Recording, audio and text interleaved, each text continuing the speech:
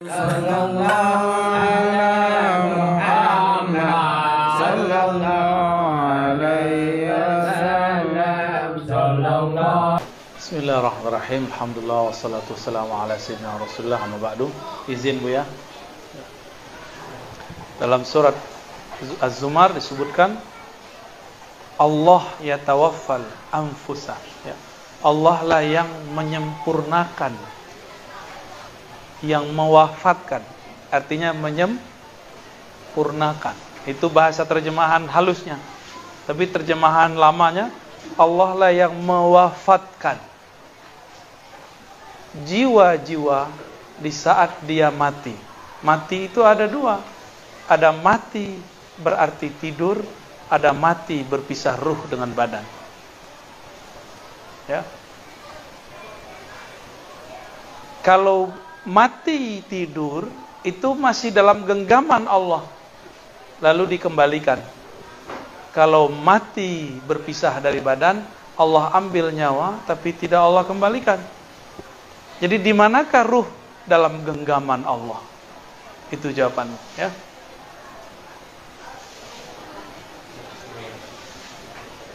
Selanjutnya, bagaimana cara mengetahui nama rohani kita?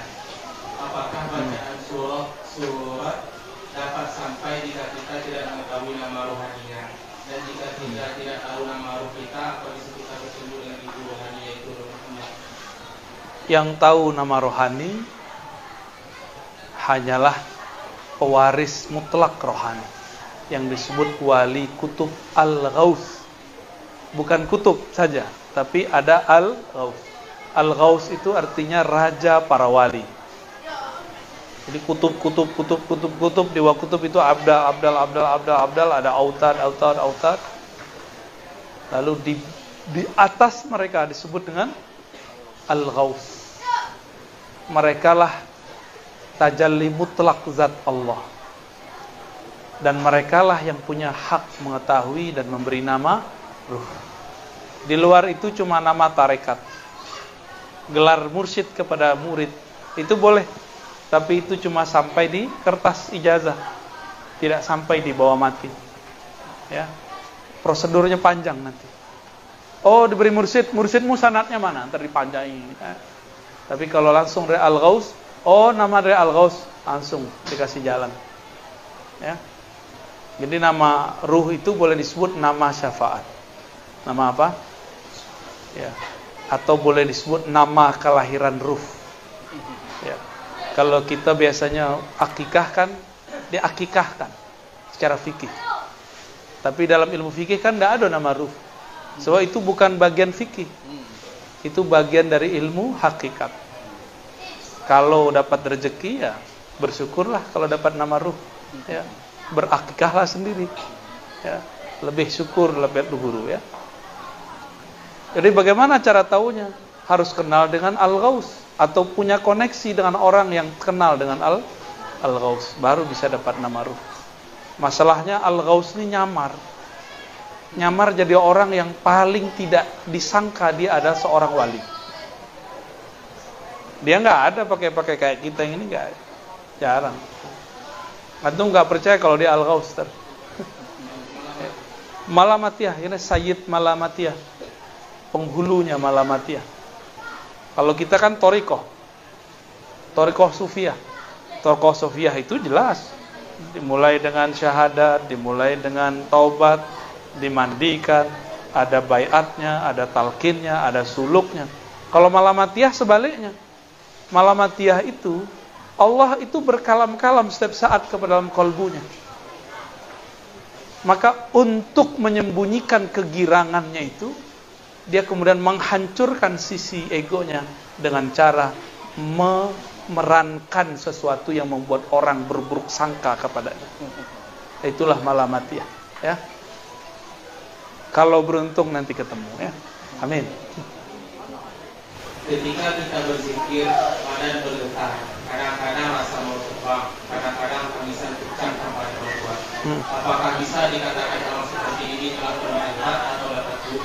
Kenapa bisa seperti itu? Zikir itu makanan kolbu, ma'rifat itu makanan ruh. Dua hal yang berbeda. Apabila seorang berzikir, kolbunya terpanggil atau teringat.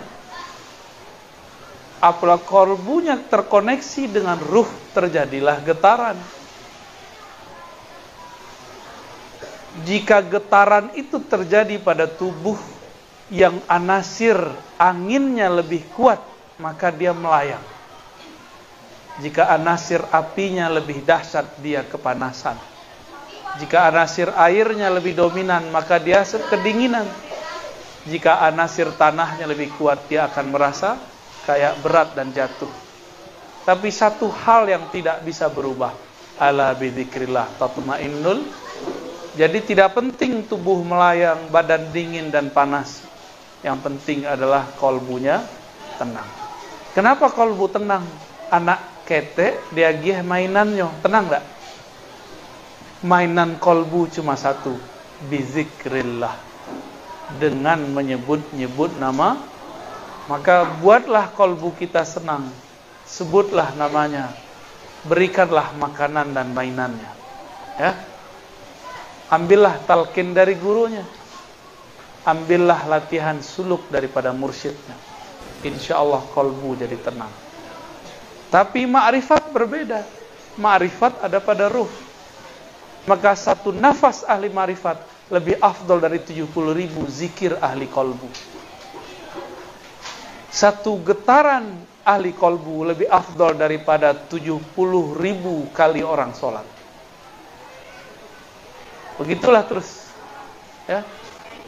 Begitulah Allah membuat tingkatan-tingkatan.